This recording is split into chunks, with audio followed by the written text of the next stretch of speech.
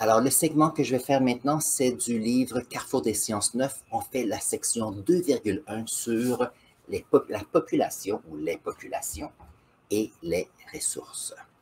N'oubliez pas que nous sommes sur notre petite planète Terre et notre petite planète, elle est finie comme dimension et là, il y a une quantité de ressources limitées parce que nous sommes sur cette petite boule et ces petites billes qui se promènent autour du Soleil dans l'espace. Maintenant, sachant ceci, que se passe-t-il sur cette planète lorsqu'on parle de population ainsi que les ressources qui sont utilisées? Donc, on va regarder un peu de vocabulaire aussi. Une des choses intéressantes, donc, il faut dire qu'est-ce que c'est une population. Population. Donc ici, on nous mentionne que c'est l'ensemble des individus qui occupent une région spécifique, une région géographique, à un moment donné. Donc, par exemple, moi, je vais faire l'Est du Canada, comme ceci. Et puis, nous sommes à peu près, alors c'est 14 et 8, 22, plus 2, disons plus ou moins 25 millions de personnes.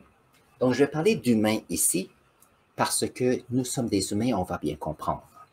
Maintenant, n'oubliez pas que c'est le nombre d'individus. Donc, on peut avoir une population de cerfs, une population de girafes, on peut avoir une population de loups ou une population de moustiques. Peu importe, lorsqu'on parle de population, c'est le nombre d'individus à un endroit donné. Très bien. Lorsqu'on regarde ici un graphique de population, le temps comme ceci. Ici, on a une croissance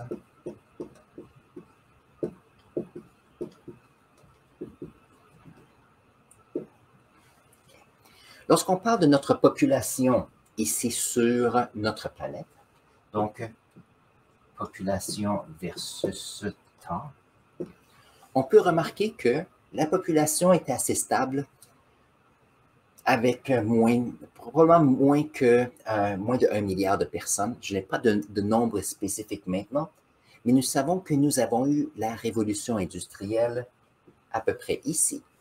Et la révolution industrielle nous a permis, comme humains, de pouvoir utiliser l'énergie des combustibles fossiles pour avoir une meilleure vie, une meilleure qualité de vie. Ça veut dire que notre sécurité s'est améliorée. On a pu prendre moins de temps pour le travail et beaucoup plus de temps pour étudier, beaucoup plus de temps pour améliorer notre sort. On a aussi tout ce qui s'appelle les champs on voit les soins de santé qui se sont améliorés. Donc, en tout, c'est fantastique. Nous sommes ici à 8 milliards. Nous avons atteint le 8 milliards de personnes à la fin de l'année 2022. Ça veut dire qu'on a une augmentation de personnes. Vous allez dire, oui, mais est-ce que ça monte vite? Voyons voir. Moi, je ne me pense pas très vieux, j'ai une cinquantaine d'années.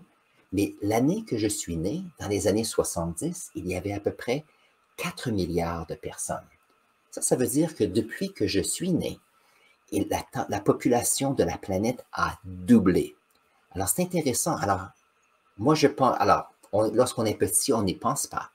Mais lorsqu'on double la population dans une vie, ça, c'est un nombre qui est intéressant à penser. Alors ici, la grande question lorsqu'on parle de population, c'est est-ce qu'on a des ressources pour tout le monde?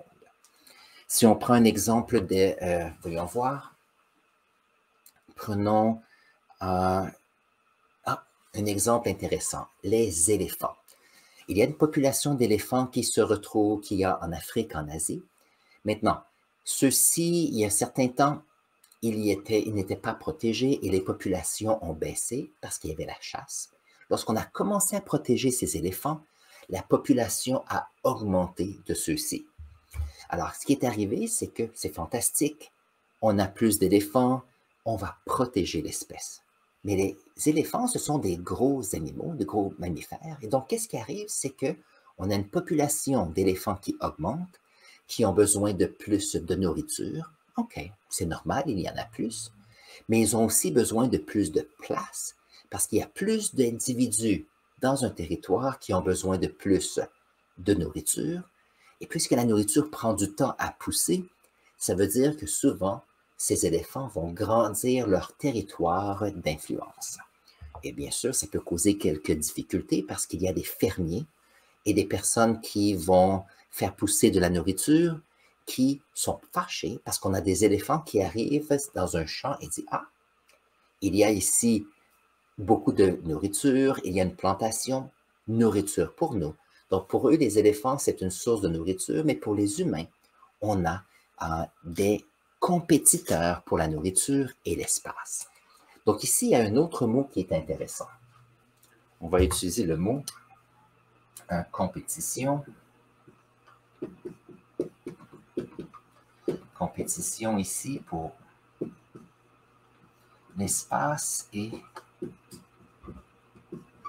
nourriture, de l'eau et les déchets. Donc, les éléphants ont besoin de plus d'espace parce qu'il y a plus de population. Ils ont besoin de plus de nourriture, besoin de plus d'eau, bien sûr. Et les éléphants ont des déchets. Ce n'est pas très, très grand, mais il y en a un petit peu. Donc, il y a de la compétition entre les éléphants et les humains. Très bien.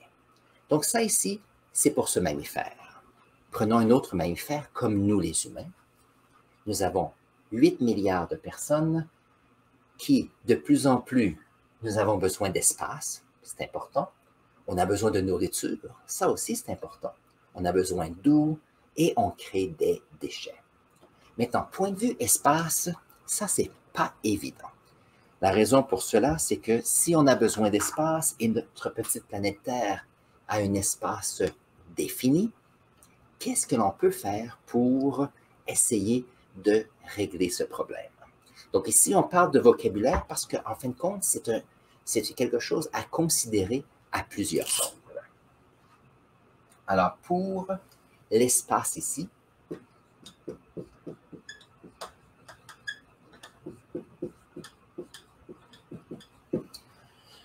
un des mots, c'est l'étalement urbain. L'étalement urbain, qu'est-ce que c'est? C'est que les humains se sont dit, puisque nous avons besoin de plus d'espace, ce qu'on va faire, c'est qu'on va occuper l'espace disponible. S'il y a une plaine, ce qu'on va faire des maisons. Si on a besoin de maisons, on a besoin de matériaux. Donc, qu'est-ce qu'on va faire? Il y a des personnes qui vont aller dans les forêts, on va couper les forêts pour faire des bâtiments. OK. La difficulté, c'est que les forêts, ce sont des habitats pour d'autres organismes, des endroits pour la nourriture de d'autres organismes. Alors, qu'est-ce qui arrive? C'est que le fait qu'on fait un étalement urbain, on a une augmentation de la compétition avec d'autres organismes. Donc, l'étalement urbain, c'est quelque chose qui n'est pas évident. Il y a des urbanistes qui s'occupent de cela, des politiciens. Et bien sûr, vous êtes peut-être dans une ville où il y a des débats en ce qui concerne comment est-ce que l'espace est utilisé, comment est-ce que l'eau est utilisée. Et bien sûr, pour la nourriture, avec l'inflation de ce temps-ci, nous avons une augmentation des prix de la nourriture et ça, ce n'est pas évident. Une des raisons, il y a le climat. Deuxièmement, il peut y avoir les conflits mondiaux. Troisièmement, il y a bien sûr le fait qu'on a de plus en plus de personnes. Alors, les personnes, ce qu'ils peuvent dire, ils vont dire, OK, vu que l'étalement urbain n'est pas la meilleure solution, on peut faire la densification.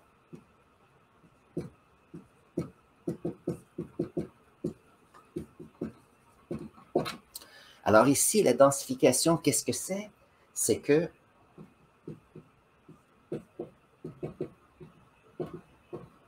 on va utiliser notre troisième dimension. Donc, l'étalement urbain, c'est en 2 dimensions. On va aller vers l'avant, l'arrière, droite et gauche.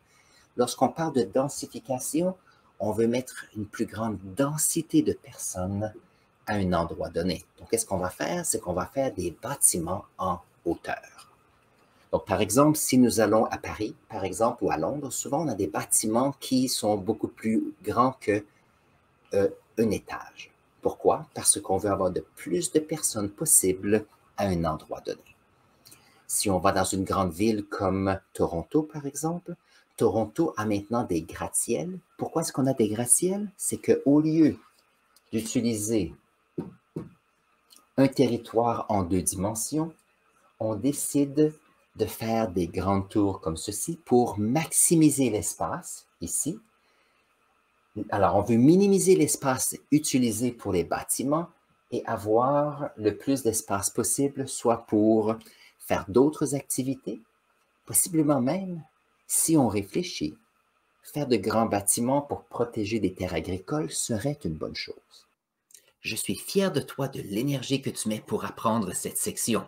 Nous allons continuer sur la prochaine vidéo et je vais mettre un lien juste ici pour toi. Ça va te permettre de pouvoir prendre un petit peu d'eau, d'organiser tes notes et on se voit à la suite de cette section.